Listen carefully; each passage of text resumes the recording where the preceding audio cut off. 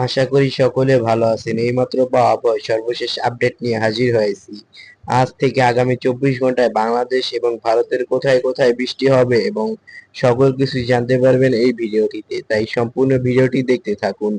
আমাদের পূর্বের আপডেট ৯০ থেকে ৯৫% পর্যন্ত সঠিক হয়ে থাকে। তাই এরকম নির্ভরযোগ্য আপডেট পেতে চ্যানেলটিকে এখনই সাবস্ক্রাইব এবং ভিডিওটিকে লাইক করতে ভুলবেন না। চলুন দেখে আসা যাক। আজ সন্ধ্যা ৭টা থেকে রাত ১২টা পর্যন্ত হালকা বৃষ্টি হতে পারে ভোলা, পটুয়াখালী, বগুড়া। এ সময় ভারতের কোথাও বৃষ্টির সম্ভাবনা নেই।